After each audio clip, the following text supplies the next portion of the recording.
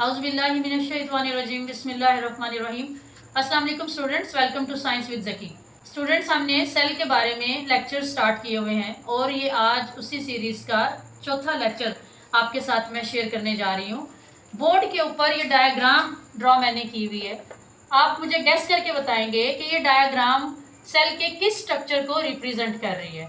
और इसका एक हिंट आपको यहाँ लिखा हुआ भी नज़र आ रहा है, ब्रेन ऑफ सेल। तो ब्रेन ऑफ सेल जो है वो हम सेल के कौन से पार्ट को कहते हैं, that is very much important.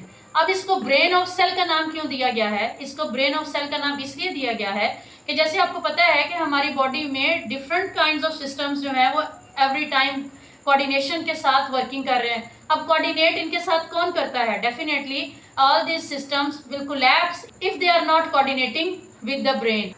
It means that the brain of our body is basically controlling all the systems that is happening in our body. So, what is controlling the cell? Yes, you are exactly right that brain of the cell is known as nucleus. Very much important organelle of the cell. इसके बारे में exam में भी question पूछा जाता है और इसका स्ट्रक्चर की जब बात आए तो उसकी डायग्राम मस्ट है। ये मैंने बहुत इजी वे में आपके लिए यहाँ पे डायग्राम रिप्रेजेंट की है। अगर आप इसको सेम इसी तरीके से लेबल करके आप रिप्रेजेंट कर देते और हर एक पार्ट को हेडिंग के साथ डिस्क्राइब कर दें तो you will surely get full marks. जी, तो सबसे पहले हम इसका very first and very important part उसको हम डिस्कस करेंगे, that is known as nuclear envelope. Nuclear envelope और न्यूक्लियर मेम्ब्रेन, ठीक है, ये आपको नजर आ रहा है that it is surrounding the nucleus. तो एक बात बेटा आप लोगों ने याद रखनी है वो ये कि कोई भी जो आउटर मोस्ट लेयर होती है वो उसका जो बेसिक फंक्शन होता है, the basic function is protection. तो यहाँ पर भी ये जो मेम्ब्रेन है जो कि डबल बाउंडेड मेम्ब्रेन है न्यूक्लियस के इर्द गिर्द, that is known as nuclear envelope. इस न्यूक्लियर इन्वेलप का जो बेसिक फंक्शन है, जो बेसिक काम है वो क्या है? Is the protection of the cell. इसके अलावा ये साइटोप्लाज्म से भी न्यूक्लियस को सेपरेट करती है। इसके अंदर ये स्मॉल डॉट्स जो आपको नजर आ रहे हैं that are known as nuclear pores. इन न्यूक्लियर पोर्स का क्या फंक्शन है? This allow the exchange of material कि what will enter in the nucleus and what will leave the nucleus. इसके बाद हम देखें तो हमारे पास ये जो पोर्शन है nucleoplasm, this acts just like the cytoplasm of the cell. Nucleoplasm जो है वो बेसिकली जी nuclear plasm basically chemical reactions वगैरह जो भी न्यूक्लियस के अंदर कैरी आउट होते हैं उसके लिए एक साइट प्रोवाइड करता है। सेल के अंदर साइटोप्लाज्म की तरह का एक फ्लूइड मौजूद होता है जिसको हम क्या कहते हैं? न्यूक्लियोप्लाज्म। और ये न्यूक्लियोप्लाज्म जो है मुख्तलिफ तरह के जो केमिकल रिएक्शंस हैं उनके लिए साइट प्रोवाइड करता है। This round shape body is called nucleolus.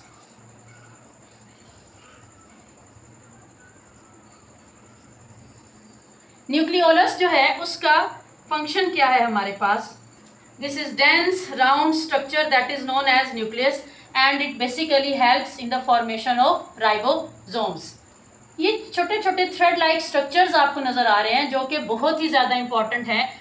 इन्हीं स्ट्रक्चर्स की वजह से न्यूक्लियस को हम ब्रेन ऑफ सेल कहते हैं। अब यहाँ पर ये small fine thread like structures जो हमें नजर आ रहे हैं, in small fine thread like structures को हम क्या कहते हैं? हम इनको कहते हैं क्रोमैटिन।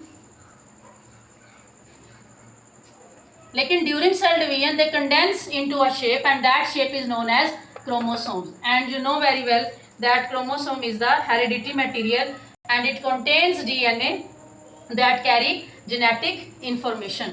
यहाँ पर इन क्रोमोसोम्स के अंदर क्या मौजूद है? डीएनए है जो कि जेनेटिक मटेरियल को कैरी करता है। स्टूडेंट्स, आपने इस क्वेश्चन को अटेम्प्ट किस तरह से करना है? सबसे पहले आपने न्यूक्लियस की हेडिंग देके न्यूक्लियस की डेफिनेशन लिखनी है। अब न्यूक्लियस की डेफिनेशन आप क्या लिखोगे? That nucleus is the membrane bounded organelle found in eukaryotic sales.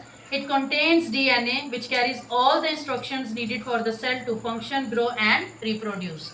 Nucleus की डेफिनेशन लिखने के बाद आपने इसके मेन पार्ट्स को इस तरह से डिवाइड कर देना है कि nuclear envelope, nuclear pores, nucleoplasm, chromatin and nucleolus.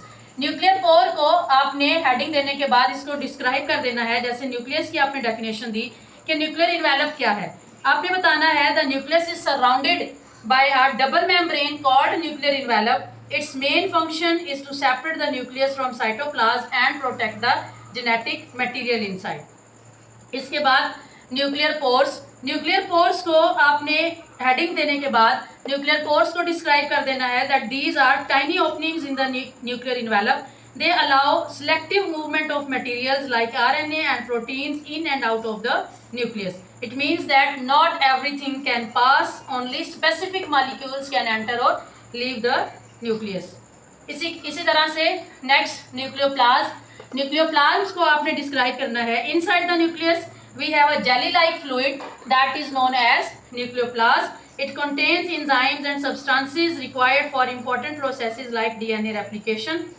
DNA replication क्या है, नेक्स्ट वीडियो में इंशाल्लाह ताला आपके साथ वो डिटेल के साथ DNA replication के बारे में हम बात करेंगे. The very important part of the nucleus is chromatin, क्योंकि क्रोमैटिन ही बेसिकली वो पार्ट है जो कि सेल को इसकी स्पेसिफिक कैरेक्टरिस्टिक यानी कि ब्रेन ऑफ द सेल कहता है. अब क्रोमैटिन है क्या? Chromatin are thread like structures. ये आपको थ्रेड लाइक स्ट्रक्चर्स यहाँ पर नजर आ रहे हैं. इन थ्रेड लाइक स्ट्रक्चर्स को हम क्रोमैटिन कहते हैं. जब सेल डिवाइड नहीं हो रहा होता तो उस वक्त इनको हम क्रोमैटिन कहते हैं. लेकिन जब सेल डिवाइड करता है, यही क्रोमैटिन मटेरियल जो है ये कंडेंस होकर किस में कन्वर्ट हो जाता है, ये क्रोमोसोम्स में कन्वर्ट हो जाता है. सेल का यही वो पार्ट है जहां पर हमारी तमाम जेनेटिक इंफॉर्मेशन जो स्टोर होती है. ये पार्ट रेड कलर में आपको नजर आ रहा है, that is known as nucleolus. Nucleolus का क्या काम है? Nucleolus is a dense structure inside the nucleus. Its main function is to produce ribosomes which are essential for protein synthesis. Okay students, let's quickly recap today's lecture. The very first part is nuclear envelope, that is for protection.